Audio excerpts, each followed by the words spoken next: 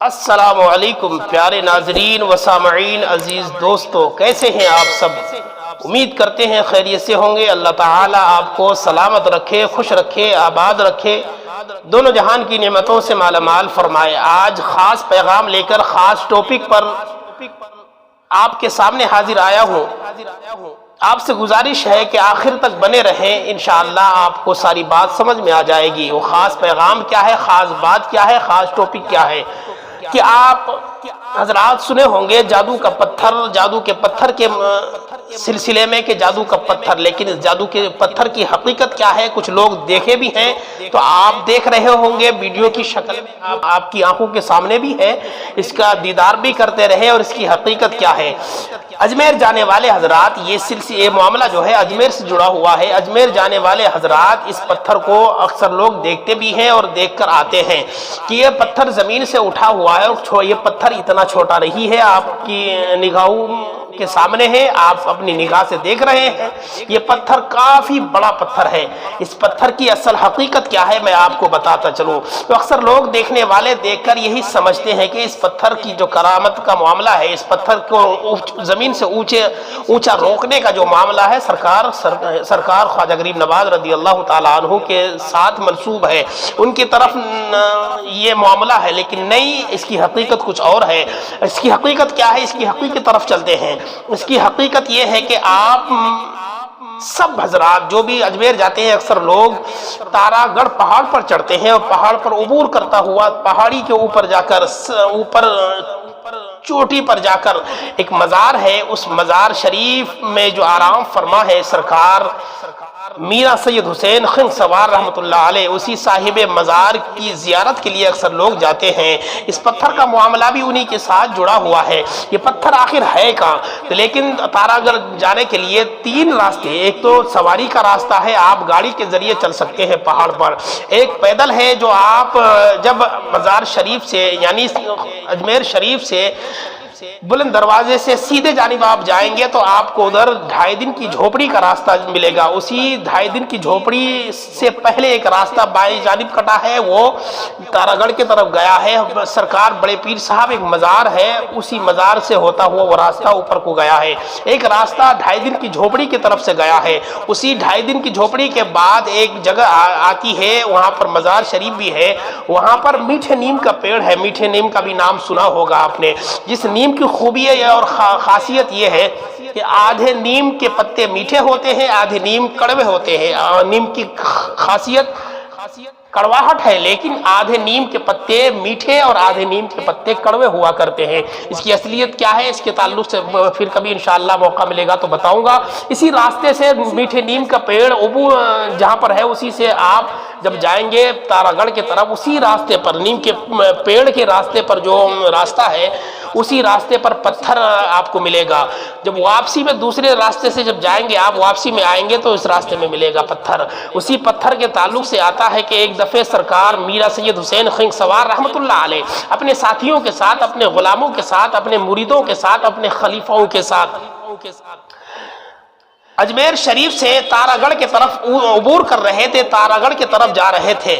چلتے چلتے آنکھوں اذان کی آواز آئی، کانوں پہ آواز آئی اذان کی۔ آپ نے غلاموں سے کہا چلو اب نماز ادا کر لی جائے، نماز پڑھ لی جائے۔ نماز پڑھنے کے بعد آپ نے نماز پڑھنے کا ارادہ فرمایا، وضو بنا کر نماز کے لیے کھڑا ہوتے ہیں تو ایک شیطان شخص، ایک جادوگر شخص، ایک شیطانی فطور والا، جیسے آج کے دور میں بھی، آج کی تاریخ میں بھی اگر مسلمانوں کو کہیں نماز پڑھتا دیکھ لے تو ان کی ویڈیو بنا کر، ان کا فوٹوگرافی کر کے، ان کی پکچر نکالنے کے بعد سوشل میڈیا پر، پرنٹ میڈیا پر، یہ دلال میڈیا پر پترکار کے سامنے پیش کرتے ہیں اور یہ تمام کے تمام خرافات پھیلاتے ہیں کہ مسلمان کہیں پر بھی نماز پڑھنے کھڑے ہو جاتے ہیں۔ ہاں، مسلمانوں کے لیے ہر پاک جگہ پر سجدہ کرنا ہماری شریعت میں جائز ہے، لیکن آج تم نے خرافات پھیلا دیا ہے، مسلمانوں کے خلاف پروپیگنڈا تم نے چلایا ہے۔ اچھے خاصے انسان امتحان چل رہے تھے ہمارے ملک میں، لیکن ہمارے مسلمانوں کے خلاف اکثر لوگوں کے ذہن پر زہر گھول دیا گیا ہے اس میڈیا کے ذریعے، اس زہریلے میڈیا، زہریلے دجال میڈیا اور یہ فتنے باز میڈیا، یہ دلالی میڈیا مسلمانوں کے خلاف ہمیشہ پروپیگنڈا کرتے ہیں۔ بہرحال اس کی طرف نہ جا کر میں آپ کو بتاؤں کہ ایسے ہی شیطان فطور کا شخص، ایسے ہی شیطانی شخص جادوگر کی شکل میں آتا ہے اور جادوگر بن کر وہاں پر یہی خیال اپناتا ہے کہ ان کے اوپر کچھ پریشانیاں ڈال دی جائے، ان کو یہاں پر پریشان کیا جائے، حالت نماز میں ان کو کچل دیا جائے، دبوچ دیا جائے، ان کو دبا دیا جائے۔ ایسے ہی اپنے جادو کے ذریعے، اپنی جادو کی طاقت کے ذریعے ایک پہاڑ میں سے بڑا سا پتھر کاٹتا ہے، تراشتا ہے، تراشنے کے بعد میرا سید حسین خنگ سوار رحمۃ اللہ علیہ کے اوپر گرانے کی کوشش کرتا ہے، ان کو دبانے کی کوشش کرتا ہے۔ آپ نماز پڑھ رہے ہیں، پتھر بھی گویا ہاتھ باندھ کر آپ کی محبت میں کھڑا ہے، پتھر بھی رکا ہوا ہے کہ جب تک نماز پڑھیں گے ان کو نماز کی حالت میں ان کو تکلیف نہیں دیں گے۔ آپ میرا سید حسین جب نماز سے فارغ ہوتے ہیں، آپ نگاہ اوپر کی جانب کرتے ہیں تو کیا دیکھتے ہیں؟ بڑا پتھر رکا ہوا ہے، پتھر کی جانب اشارہ فرماتے ہیں، اشارہ کرتے ہیں، اے پتھر اگر تو میرے رب کا بھیجا ہوا تو آجا ہمیں کچل دے، اگر تو شیطانی ہے، شیطان کی طرف سے ہے، کسی جادوگر کی طرف سے ہے تو آج اس سے میں مقابلہ کروں گا۔ اس سے آواز آتی ہے، نہیں میرے سرکار، میں اللہ کا بھیجا ہوا نہیں، میں کسی شیطان کا بھیجا ہوا ہوں، کسی دریدہ ذہن والے کا بھیجا ہوا ہوں، کسی جادوگر کا بھیجا ہوا ہوں۔ حضرات جادوگر کی طرف سے جب آواز آئی، میرا سید حسین صاحب رحمۃ اللہ علیہ اپنی انگلیوں کو، اپنے ہاتھ کی انگلیوں کو ایسے اشارہ فرماتے ہیں جو آپ کی نگاہوں کے سامنے ہے، آپ دیکھ رہے ہوں گے، نشان بنا ہوا ہے پتھر کے اوپر، انگلیوں کا نشان بنا ہوا ہے۔ آپ انگلیوں کا اشارہ فرماتے ہیں، پتھر کو انگلی لگاتے ہیں، 2 انگلی لگاتے ہیں، پتھر وہیں رک جاتا ہے۔ اتنے میں گھوڑا بھی اپنا گھٹنا لا کر اسی پتھر پر اسی کی طرف نیچے ٹیک لگا دیتا ہے، وہ پتھر وہیں پر رک جاتا ہے اور آپ کو انگلیوں کا بھی نشان دکھ رہا ہوگا، گھٹنے کا بھی نشان دکھ رہا ہوگا، اس کے اندر پتھر کے اندر پتھر دکھ رہا ہے، بھلی بھالی آپ کو پتھر کے اندر نشان انگلیوں کے ہیں، پتھر کے اندر گھوڑے کے گھٹنے کا نشان ہے، پتھر وہیں رک جاتا ہے اور پگھلنے لگتا ہے۔ اتنے میں آواز آتی ہے، سرکار مجھے بچا لیجئے، سرکار میں پگھل رہا ہوں، میں نیست و نابود ہو رہا ہوں، میں جھڑ رہا ہوں۔ پتھر سے جب آواز آنے لگی تو سرکار میرا سید حسین ارشاد فرماتے ہیں، آخر کیا چاہتے ہو؟ پتھر نے کہا، سرکار میری حقانیت زمانے میں پتہ چلنا چاہیے، میری اصلیت زمانے کے لوگوں کو پتہ نہ چلنا چاہیے، آپ کی کرامت لوگوں میں پتہ چلنا چاہیے کہ آپ نے کیا کرامت دکھائی ہے۔ اگر میں ختم ہو گیا تو زمانے والے کیسے جان پائیں گے، زمانے والے کیسے جان سکیں گے کہ ایسے ایسے کارنامہ ہوا ہے، جادوگروں کے جادو کو اللہ والوں نے کیسے روکا ہے، مجھے بچا لیجئے۔ اتنے میں آپ نے چابک، گھوڑے کا جو چابک ہوتا ہے اس سے اشارہ فرمایا، اس سے مارا تو چابک کا نشان بھی پڑا ہوا ہے۔